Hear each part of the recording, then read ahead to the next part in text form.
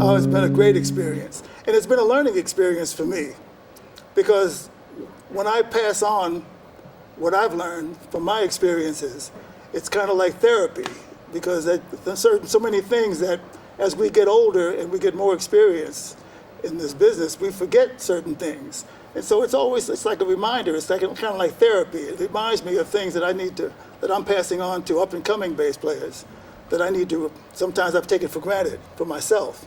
And it just kind of brings me back home, so to speak.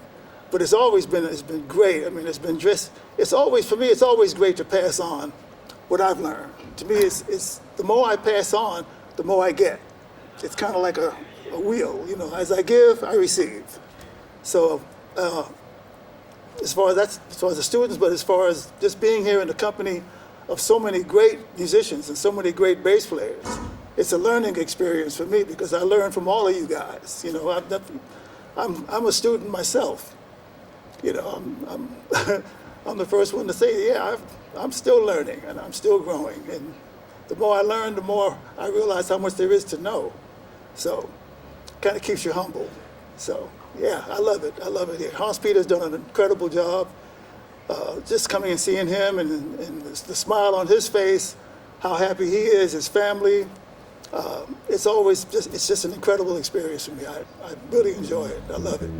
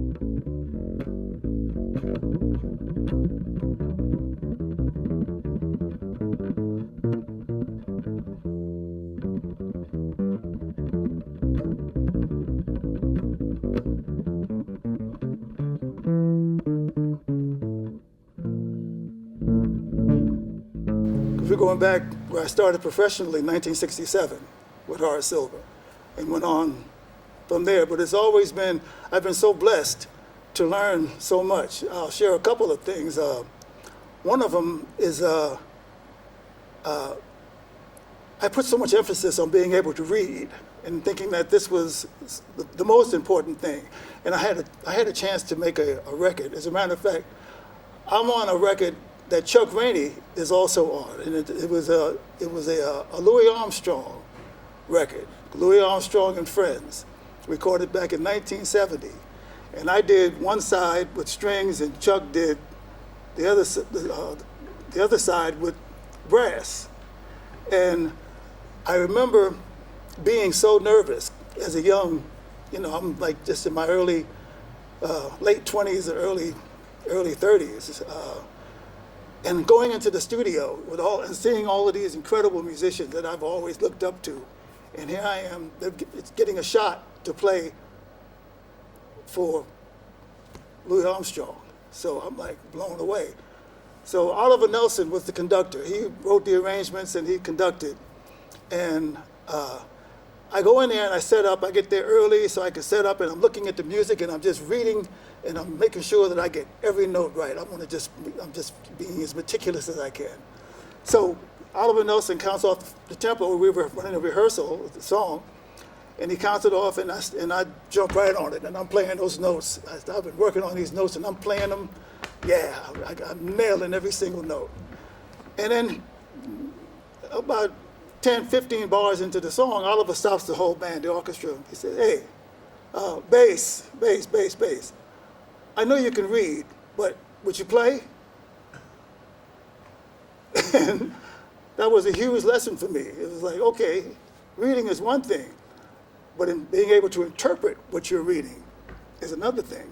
So he wanted me to play John B. Come on, man, that's how you got here, because we like the way you play. So read the music, but at the same time, keep in mind that we want you to interpret. So the feel is more organic and not just so strict and straight up. So that was a huge lesson for me. Another lesson that I learned that I'm going to put, that I try to tell students about, is the art of thank you. I was playing a gig with a great drummer, Grady Tate, who was singing. And I was playing with the great Roland Hanna was piano, and we were on the gig. We did a week up in Buffalo, and when the gig was over, we were in the van on our way back to the hotel, and the great Roland Hanna pays me a compliment in the car. He says, John B., I really like the way you play. You really sound good. I like the way you play. And I went to this. I'm like, oh, no, Roland, come on, man. I'm not doing anything. And Grady Tate stopped the car, got out, and kind of collared me and said, what, and I'm not going to use the language that he used, but what is wrong with you? Do you know who this is? Yes, I'm in shock. I'm like, yeah, I know who it is. Who is it? I said, this is the great Roland Hanna. He says, yeah. And you know who the great Roland Hanna? He doesn't even have to talk to you. He don't even have to speak to you. You can't even shine his shoes. And if he pays you a compliment, and you go into that, I wasn't going to do anything, you're calling him a liar. If he pays you a compliment, all you got to do is just say, thank you. That's it. That's all. Don't go into that, I'm not doing anything. And that was a lesson that I learned, and it was painful at the time, but it's something that stayed with me throughout my career. We all are learning, and we're all growing, and we're all trying to get better. But if a great musician or someone pays you a compliment, not on just you're playing, on how you look or however, they think that they're saying that they're telling you or paying you a compliment.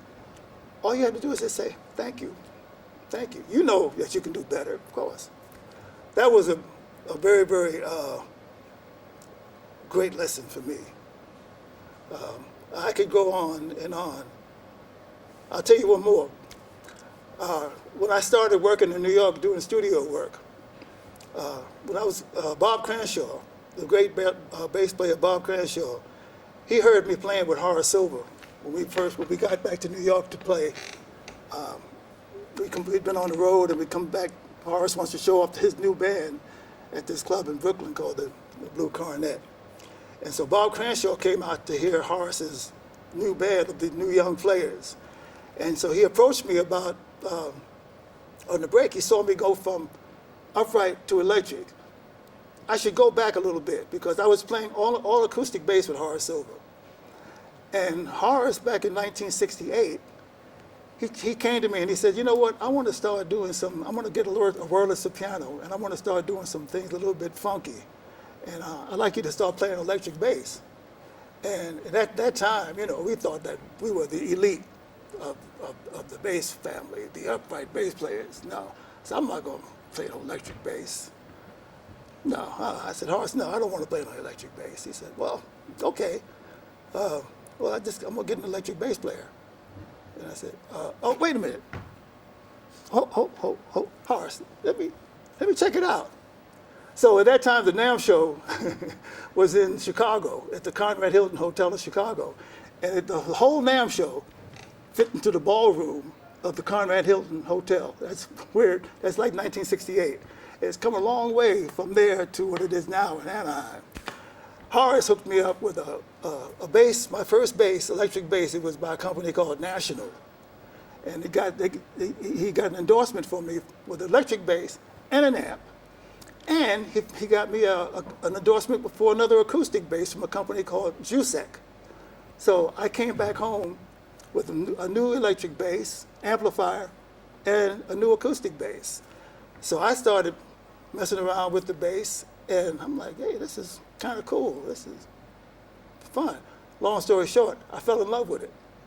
I fell in love with the electric bass. I started doing a lot of things that, oh man, this is so cool. Well, back to Bob Cranshaw.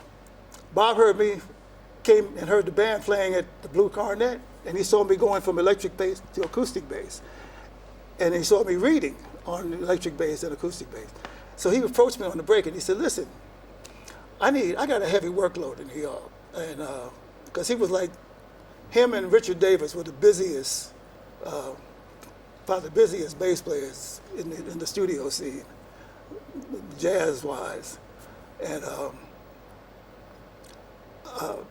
Bob had a big load of work. And he asked me, listen, would you want to help me out and sub for me on some of these gigs? And I said, sure, I'd love to. So he was getting ready to go on vacation. I started subbing for him, doing some work with him. I started doing the majority of the sessions for Sesame Street when that first started. And then I started getting a lot of sessions around New York on the electric bass, because in jazz, there wasn't that many jazz musicians, jazz bass players that were playing the electric bass. You know, people like Chuck Rainey and Jerry Drummond, they had the R&B side, and they had that sold up. Those were the kings. Because there wasn't that many guys playing jazz on the electric bass. So Bob was getting ready to go on vacation. He was doing a TV show called the David Frost Show, I think it was. And the great Billy Taylor, jazz pianist, was conducting the band. So Bob asked me to sub for him because he was going on vacation for a week. And he said, I want you to do the show for me for a week. And that scared the life out of me because I've never done a TV show. And especially with a big band comprised of some of the great musicians in New York. And I said, oh man. And Bob said, listen, don't worry about it. Just come to the rehearsal. You can do it. I know you can do it. I got confidence in you. And I was scared to death. So Bob's last day, I came to rehearse with the band. So Bob was looking over my shoulder. I'm sitting there looking at the music. He's looking over my shoulder. He said, listen, play what you can play. Whatever you can't play, don't try to play what you can't play. Because if you try to play what you can't play, you're going to mess it up. Play what you can play. The main thing is the swing, is to get a groove. Get a groove, let the band swing. If you come to something on the bass part that you can't play something of yours that looks like that. But keep going. Don't stop. Don't draw attention to yourself by stopping. And so I thought about that and I said, okay, oh man. Okay, play what I can play and just keep going. He said, don't stop. Whatever you do, don't stop. So Billy Taylor counts off the first tune, which is kind of like my audition. Bob stood back, and I started just playing and grooving, because that was my forte, just the groove. I started just grooving with the band, playing. I saw something that wasn't mine, that I couldn't play. I just played a little lick that I knew that I could play and kept going. And got through the whole tune. The tune ended, and Billy Taylor looks up at Bob and says, man, have a great vacation. This guy reads his ass off. So, and I applied that when I went to do the Tonight Show with Doc Severinsen. The same principle. I just played what I could play, kept going, make the band swing, got to something that I couldn't play something of mine that looked like that. That was usually something that would be part of the ensemble. And on the break, on the intermission, when the band went to lunch, I went to the dressing room and worked on that I couldn't play. And that really helped my reading grow. And I did that show for 7 years, The Tonight Show with Johnny Carson. And am I talking too much? No.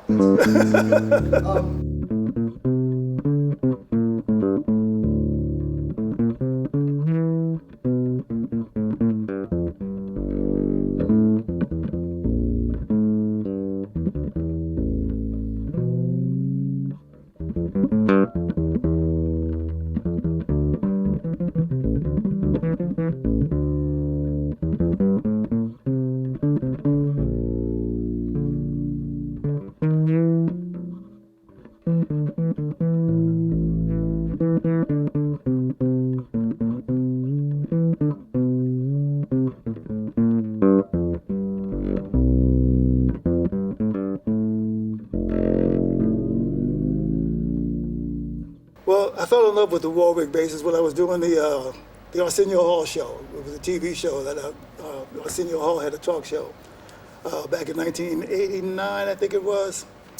And I did that show for 5 years. Well, I was playing PV basses then. The two techs the two band techs came to me one day. We were into the show for about a year. And they brought me a bass. They said, this is a new bass that we'd like you to try out and see how you like it. And it was a Warwick bass. It was a streamer. And in essence, it was love at first play. I played it, and I did the rehearsal, and then I just told them, listen, I'm gonna play it on the show. I'm gonna play it for the show. I'm gonna just keep it. I played it for the show. I fell in love with it. I said, man, this is great. This is a great sounding instrument. I like the wood. I love the way it looked. I love the way it sounded. It was nice and fat and rich. And the engineers complimented me. They came out and said, your sound is slamming. What you do? I said, I'm playing a different bass. They said, that bass sounds wonderful. The engineers loved it. It recorded beautifully. And so I started, and I was like 1990, I think, or 90 or 91. And I gave PV notice, and I stayed with Warwick ever since. And when they brought the Triumph, they told me about the Triumph because I said, I like to play an upright electric bass, because I'm an upright player. And they said, well, we have a bass, but it's a prototype, that we have it, but we haven't really started marketing it yet. And I said, well, let me try it. So the tech, or the artist rep at that time, his name was Woody Wallen. And Woody brought the bass to me, and I said, yeah, I love the way it sounded. And I said, I could do a few things with it. And so I made some adjustments to it. I fixed the end pin, made the end pin stronger because it would wobble a little bit. Because being an upright doghouse player, it's real physical.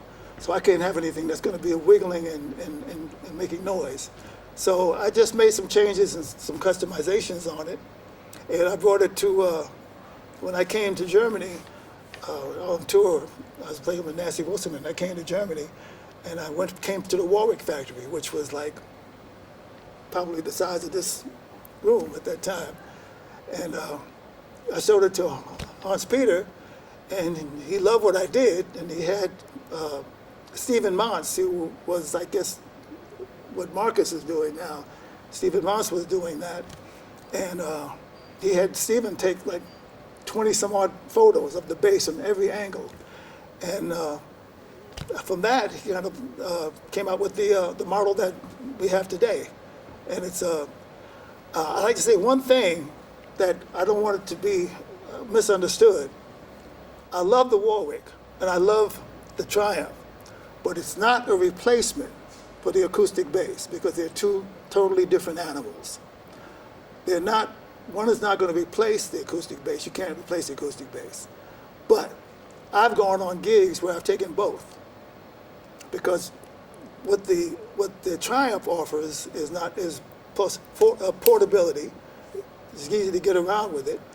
And also I can plug it in to effects and really have a lot of fun and do a lot of solo stuff. So I can walk and do play accompaniment on the acoustic, which kind of take a solo. I just go over to pick up the Triumph and play a solo and get all kinds of beautiful effects. And so it just widens the range of my performance. So, and then there's times when I started playing with Nancy Wilson. I worked with Nancy Wilson for about 25 years. And when I played the bass for her, she would not let me bring the acoustic on the road anymore. And it wasn't because of the portability of it. It was because she loved the growl and the sustain that I could get on that bass. And she's had a lot of great bass players in her career who played acoustic. I brought another sound to her, and she loved that, and she wanted that sound. And so I started playing exclusively, playing the upright electric bass for her, and she loved that. She loved the Triumph. So we've done a lot of duets together, where songs that would just be her and I could just play and just growl and get that sound that she loved. And so the bass is, if I don't take the acoustic bass, then the Triumph is the next best thing. Cool. So yeah. Well, thanks, John B. That's all we needed. All right. Yeah, that was great. Oh, Thanks so much. oh.